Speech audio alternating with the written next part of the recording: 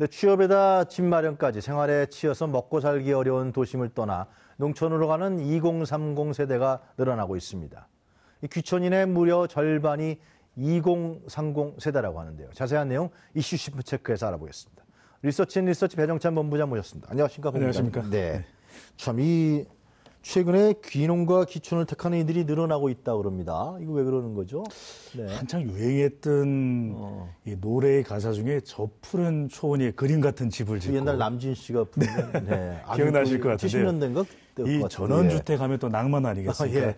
또 농촌이 가지고 있는 또 낭만 기억 추억이 있거든요. 네. 바로 이 기농 기촌 인구가 늘어난다는 것인데 여러 가지 이유가 있습니다. 뭐 경제적인 이유도 있고 한데요.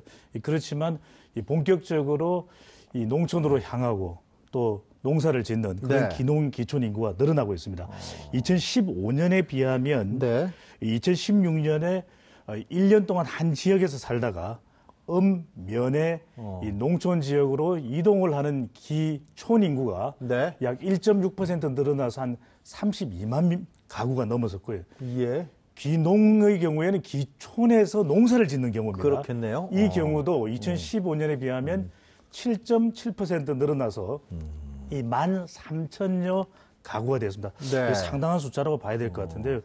과거에는 다들 이 20년, 30년 전에는 이 농촌에서 또 농사를 짓다가 이 서울로 수도권으로 올라오는 것이 대세였다면 지금은 여러 가지 이유를 통해서 이제는 농촌으로 또 농촌으로 내려가서 농사를 짓게 되는데요.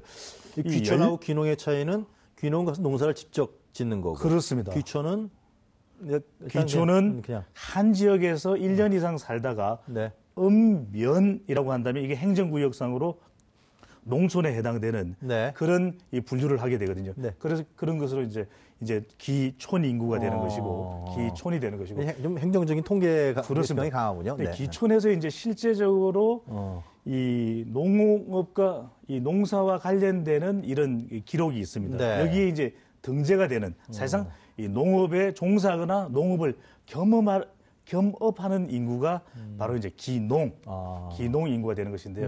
이 해마다 지금 늘어나고 있는 추세가 나타나고 있는데 여기서 이제 주목해야 될 것은 20대, 30대가 이 기촌입니다. 기촌의 절반 이상이 된다는 거죠. 그게 굉장히 놀라운 사실이죠. 예, 놀라운데요. 살펴보면은 20대가 26.3%, 30대가 24.9%로 이 20대와 30대를 하면 50%가 넘어서는 것인데 그만큼 도시에서의 거주를 하기에는 비용이 너무나도 많이 든다. 또 이 농촌이 새로운 경쟁력 있는 지역이 되기도 한다는데 여기서 한 가지 또 살펴볼 부분은 통계의 함정도 있습니다. 왜냐하면 나와 있는 게 통계에 문제가 있나요? 면으로 가는 것이기 때문에 우리가 이 면인데도 신도시가 만들어지는 곳이 있어요. 남양주, 또 화성 이런 곳에 신도시가 만들어져서 젊은 세대들이 많이 이주하는 경우에도 이 통계에 포함되었을 수가 있는 것이거든요. 하지만 그것을 감안한다 하더라도 20대, 30대에서 이제는 본격적으로 대도시 주변으로 이 옮겨서 살게 되는 기촌 인구가 그만큼 늘어난 것으로 보여집니다. 본부장님 지금 말씀하셨는데 귀촌 인구에서도 중요한 것이 귀농 인구겠네요. 그렇죠? 과연 귀촌 중에서 얼마나 농업에 종사하는 인구가 늘어나고 있느냐, 뭐 이런 게 더 중요할 것 같은데 하여튼 늘어나고 있다는 거 아니겠습니까, 매년. 자, 그렇다 그러면 이제 젊은 세대들이 이렇게 20대, 30대의 젊은 세대들이 도시를 떠나서 이 농촌으로 가는 이유에 대해서 한번 우리가 정리 좀 해볼까요? 가장 큰 이유는 조용한 전원 생활을 더 바라게 된다. 이제는 사람들이 대도시에서 북적대는 삶보다는 오히려 전원 생활에서 저 푸른 초원 위에 아이들의 교육을 생각해서라도 삶의 질이 더 높을 수 있는 전원 생활을 선호하는 것으로 나타나고 있고요. 또 도시 생활에 회의감이 드는 것입니다. 그 회의감은 왜 그런 거예요? 이 도시 생활이 너무나도 경쟁이 치열하고 아이들도 주로 학원들을 많이 보낼 수밖에 없는 사교육 상황에서는 오히려 이 기촌하는 것이 더 여유 있는 은퇴 후에 여가 생활까지도 볼 수 있고 새로운 또 일자리.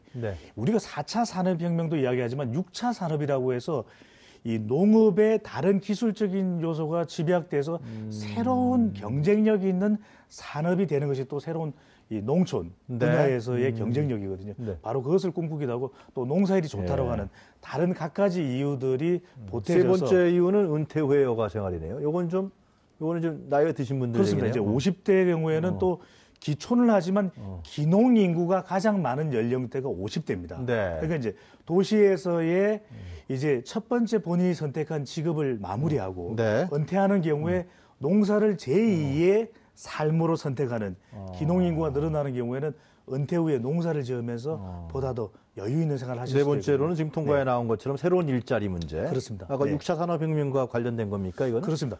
이제는 네. 바이오 분야에다가 기존에 우리가 주로 이 쌀농사 네. 또는 밭농사를 넘어서서 더욱 새로운 그런 특용 작물들 네. 또 바이오 작물들을 통해서 이 농촌의 더 큰 경쟁력. 그래서 우리가 네. 대표적인 것이 이 전라북도 임실 같은 경우에는 치즈 산업 네. 상당히 유명하지 않습니까? 예. 임실 치즈 그러면은 농업 분야에서 새로운 이제는 경쟁력 있는 산업으로서 곽강을 받고 있는 만큼 새로운 틈새 이 기회가 생겨나는 곳이 농촌이다라고 하는 판단에 또 기농하는 인구들이 늘어나고 있습니다. 우리가 7, 80년도에 다 떠났었잖아요. 농촌을 떠나 네네. 도시에 와서 뭐 서울 수도권에 와서 공장에 다니고 그래서 젊은이들이 이제 없어졌는데 이제는 다시 젊은이들이 내려가는 네. 역전하는 그런 현상들이 아주 나타나고요. 본격화되지는 않았거든요. 그러나 그래서 기촌 인구는 20대, 30대들이 아까 말씀드린 대로 신도시에 이주하는 인구까지 포함하더라도 많은 반면에 네. 기농 인구는 50대들이 많습니다. 그만큼 네.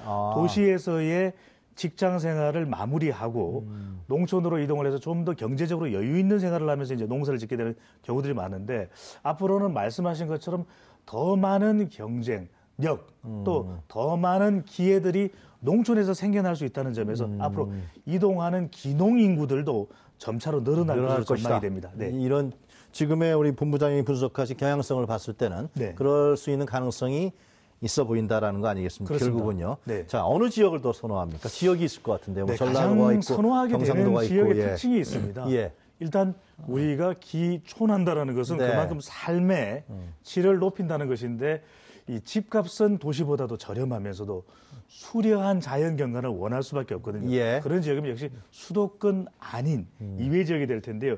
이 시도별로 기농 가구가 많은 순위를 살펴보면 경상북도가 가장 많습니다. 경상북도가 많네. 왜 그러죠? 그다음 전라남도, 경남, 충남. 앞서 말씀드렸던 대로 네. 수도권 이외의 지역이기 때문에 땅값이 상대적으로 저렴합니다. 아, 그렇겠네요. 농지를 구입할 수도 있고 또 이 주택을 지을 수 있는 땅도 더 저렴하게 구입을 할 수가 있고 네. 또 이런 곳들이 경북, 전남, 한려수도라고 하지 않습니까? 더 수려한 경관 속에서 나은 삶을 기대할 수 있는 지역으로 꼽힌다라고 하는 부분이고요. 네. 네. 자, 근데 이들이 그러면은 이제 그 지역은 경상북도가 좀 아무래도 이렇게 산에 있는 산세가 수려하지 않습니까? 그래서 그런 건가요? 네. 자, 공기도 좋고요. 아, 예. 네, 그리고 이 도시에서의 각박한 치열한 삶이 아니라 이제는 우리가 좀 천천히 삶이 흘러가도록 슬로우 시티라는 이야기를 하지 않습니까? 대표적인 것이 청산도인데요. 그런 삶에 더 나은 기회를 얻고자 하는 그런 바람들이 투영된 것으로 보여집니다. 주로 기농하신 분들은 어떤 작물을 재배합니까? 뭐 논농사만 할 것 같지 않은데요? 네, 우리가 잘 알려진 대로 농부 네. 또는 어부라고 하면 전통적인 우리가 전통적인 쌀농사 또 밭농사를 이야기하는데 이 새롭게 이제 기촌에서 기농하시는 농사를 짓는 분들은 보다 더 다른 차별화된 작물들을 재배할 수밖에 없습니다. 특용 작물 같은 거 그렇습니다. 그렇게 되는 이유가 보다 더 고소득을 올릴 수 있는 방법이기도 하거든요. 그래서 살펴보면 기농인 작물 이 재배 면적당 구성비를 보게 되면 가장 많은 것이 채소입니다. 이제 우리 채소값이 우리가 채소에 따라서 종류에 따라서 높은 가격을 받을 수가 있거든요. 그다음에 과수. 그래서 요즘에는 자기의 이름을 딴 그런 과수들도 많이들 시장에 나오고 있고요. 예, 또 특용작물, 또 전통적인 이 쌀농사도 있고요. 그다음에 다른 콩 작물주 이런 것들을 통해서 보다 더 차별화된 또 고부가가치의 특용작물을 통해서 고소득을 올리는 그런 이 농부들도 탄생을 하고 있습니다. 고소득 가능한 모양이네요. 그렇습니다. 연간 소득이 1억 이상. 괜찮네요. 억소리가 납니다. 모두 다 그런 것은 아니지만 때문에. 하여튼 간에 그래도 하여튼 열심히 하면은 잘 아이디어도 내고 경쟁력 있는 상품을 내보면은 돈 버는 것도 가능하다. 근데 여기서 반드시 말씀드려야 될 것은 예. 우리가 이제는 새로운 기회와 더 나은 삶을 찾아서 기촌하고 기농하는데 처음에 정착될 때는 도시에서 생활보다도 더 적은 소득으로 생활해야 되는 경우들이 많거든요. 네. 점차 정착하고 적응하면서 소득이 늘어나시기 때문에 반드시 그 점은 자 가는 인구가 늘어나고 있습니다. 하지만 기촌했을 때 기농했을 때 삶이 쉬운 것이 아닙니다. 그 부분은 충분히 감안을 하실 필요가 있습니다. 그게 적응 문제인데요, 결국은. 네네. 어떻습니까? 적응은 잘 하는지 모르겠어요. 네, 그렇습니다. 그 가장 큰 어려움들을 보면은 여유 자금들이 충분하지 않은 경우들이 많고요. 그 다음에는 이 농지를 구입하는데도 힘들고 영농 기술을 습득하는데도 애로사항을 말씀하고 계시고요. 간단치 않겠습니다. 네네. 그리고 이제 실제 기촌 기농을 했을 때 적응도 상당히 어렵습니다. 왜냐하면은 그 기농인에 대한 선입견과 텃세가 있거든요. 야, 도시 살던 사람이 뭘 알아? 그게 세더라고요. 네네, 텃세가 있고요. 또 재산권을 침해하는, 왜 우리 땅을 넘어와? 이런 경우들도 되고요. 또 농촌에 대한 이해가 부족하거든요. 예. 왜냐하면 도시에서는 문 닫고 창문 닫으면 내 개인 삶이 존재하지만 네. 농촌은 이 다른 집의 이 생활도 속속들이 다 알고 싶어하는 그런 일들도 생겨나게 되고 네. 또 서로 품앗이라고 해서 협동하는 공동체 의식이 강하지 않습니다. 그런 다른 농촌 문화도 반드시 이해를 해야 될 것으로 보여집니다. 그래서 이렇게 적응이라는 문제가 있기 때문에 네. 서울시에서요, 지방정부인 서울시에서 이 귀농하는 희망자들을 대상으로 한 프로그램을 지금 마련했죠. 바로 그 부분입니다. 어떤 기촌 내용입니까? 기농 인구가 늘어나고 네. 있는데 말씀드렸던 대로 가서 바로 돈 벌기 쉽지 않습니다. 어렵죠. 예. 적응하기 쉽지 않습니다. 그래서 서울시에서 이야기하고 있는 것은 두 가지입니다. 네. 정보를 알아라. 정보. 그다음에 적응을 해라. 이런 것인데요. 그래서 살아보라는 것입니다.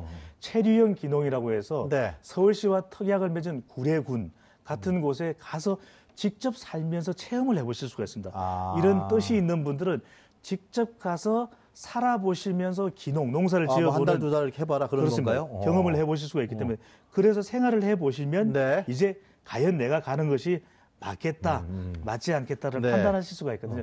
바로 이 서울시가 좋은 기회를 제공해주고 있는 이 체류형 기농 경험을 통해서 가야 되는 경우에 철저한 준비를 해서 기촌 기농을 하는 것이 필요해 보입니다. 일단 서울시에서는 한번 가서 체험을 한번 해봐라. 네. 그래서 가능한지 내가 정말 농촌에 가서 새로운 인생을 시작할 수 있는지 판단해봐라. 서울시 홈페이지에서 신청하실 수 있습니다. 그렇습니다. 잘 알겠습니다. 자, 오늘 말씀 잘 들었습니다. 감사합니다. 감사합니다. 네, 지금까지 리서치 배종찬 본부장이었습니다.